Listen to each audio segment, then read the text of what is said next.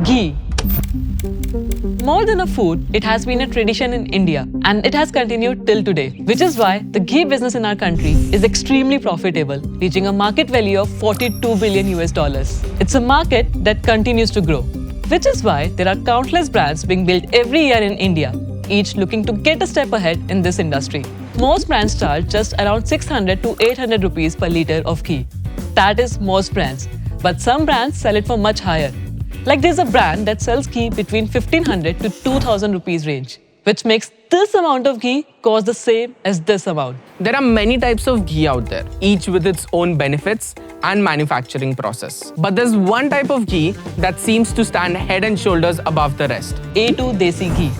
It's a type of ghee that is made from something called as A2 milk, which comes from special cows breeds like the Gir and Sahiwal cows.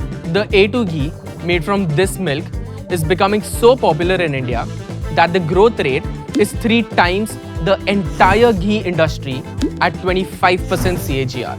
And to see exactly how businesses in this ghee industry work, we are visiting Anveshan, a premium ghee brand founded in 2019 that has been excelling in this space. We speak to the founders to understand why they've priced their ghee so much higher than the market. To understand the process behind it, we go to their farms and quality check laboratories. We are here to learn exactly how they even begin to make their ghee. When you convert, like in our method, like in the bilona method, you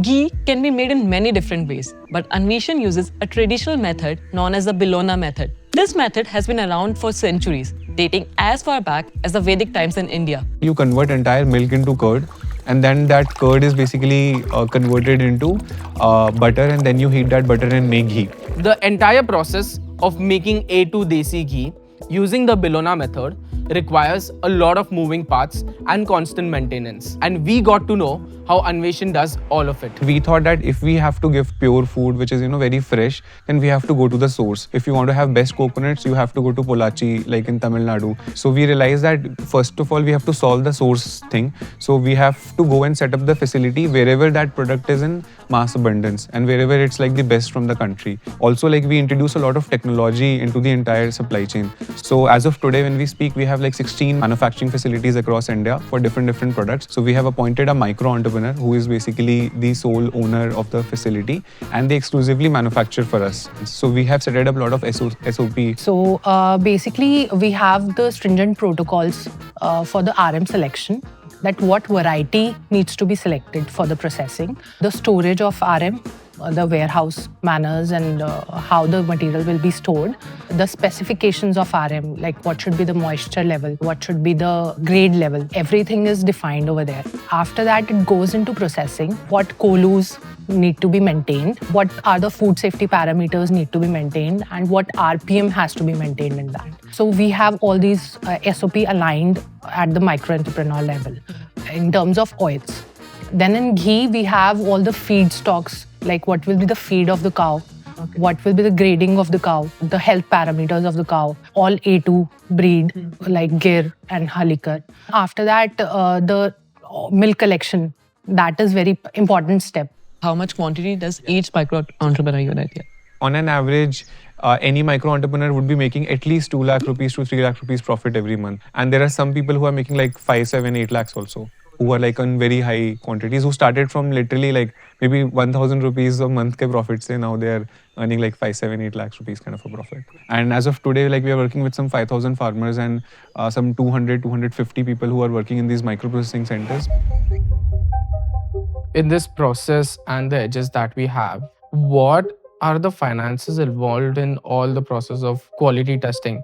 How is financing actually affecting quality testing? At the micro-entrepreneur unit, there is investment of around 2-3 lakhs rupees instrument initially. Outside that, from scratch, we have invested over here around 4 to 5 lakhs initially. But right now, we have almost invested 11 to 12 lakh rupees for initial coverage of the chemical parameters. Then we are expanding to the next level as well. Plus, there is running cost also involved, a deployment of the manpower and the chemical usage and other things which are recurring amounts. That takes place. So around 11 to 12 lakh is the major cost involvement of the lab establishment, plus 2-3 lakhs rupees per unit cost of the micro-entrepreneur unit. Studies have even shown that 15% of ghee in the market was found to be adulterated. With so much recent controversy and outrage of adulterated ghee circulating the market, Anveshan performs dozens of quality tests in this lab, making sure that every single bottle is up to the required standard. Because we are charging higher, so customer should be able to understand कि वो क्यों इतना price pay कर रहे हैं. So for that to happen, telling them about the processes becomes very, very important, right? And it also adds an angle of transparency, right? Because food industry is all about trust. So like I told you कि calls में जब customers से बातें होती है तो वो सीधे सीधे पूछते हैं कि आपका product pure है ना, कुछ दिक्कत तो नहीं है इसमें. What is the total market size of ghee and oil combined? Ghee is approximately 30,000 crores a year and oils would be around 2 lakh crores a year. But then of course, cold pressed oils and A2 ghee, they're priced much higher. So at least from the online platforms, what we are seeing is that both A2 ghee cold pressed oils would constitute anywhere between, let's say 8 to 15% of the total ghee and oils market. And this number is increasing year on year. So more and more people are switching to these products. What revenue are we sitting on currently? We crossed 100 crore mark almost like 4 months ago. Right now we are at a 120, 130 crore kind of annual revenue. I think this year we should be, like next financial year should be 200 to 50 crores kind of a number which we are aiming, which we should.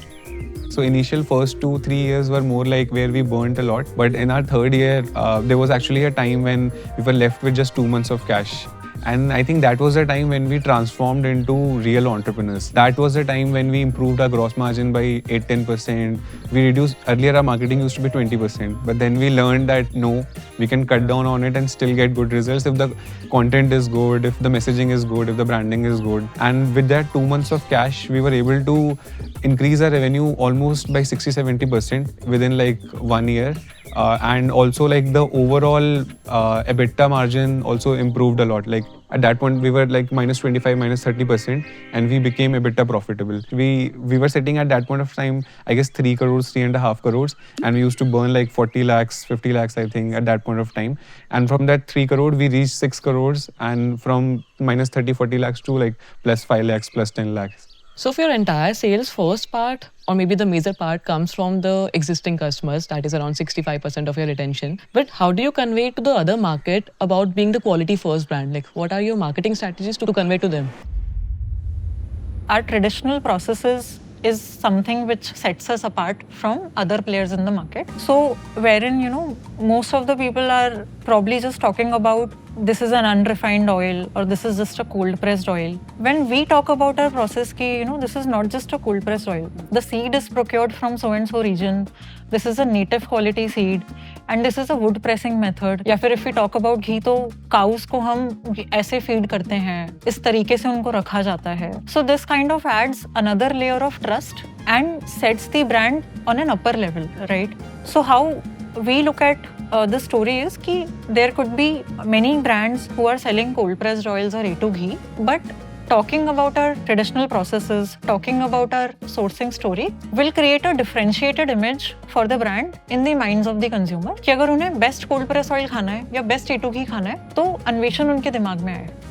And what is the vision of Anveshan going forward and how big do you want to become? Like, of course, we understand that you are customer-centric approach. So what is the vision that you carry, that you want to take Anveshan to? So we don't just want to restrict to ghee and oils, rather use this backward supply chain into more products in the future, right? We just want to be, one of the, the best sought after brands in India, which is known for authentic, traditionally prepared Indian origin food. And hopefully later on, we want other countries also to kind of consume Indian origin food products. Currently, the Indian ghee industry is entering a new era. We are the largest ghee producers in the world and also the biggest consumers of it. But things have recently begun to change. Close to 900 ghee exporters in India have exported around 9,000 shipments of ghee to 2,000 different foreign importers. And all of this was done between March 2023 and February 2024. Compared to previous numbers, there's a 15% increase in the export of ghee from India. Many different brands in the Indian market are playing a role in this with different pricing strategies and ideas. And as we have seen today, Anveshan's high price of their ghee reflects exactly how much effort goes into making this ghee for India. It's a golden elixir of food, and it's no surprise that the business behind it is succeeding as well.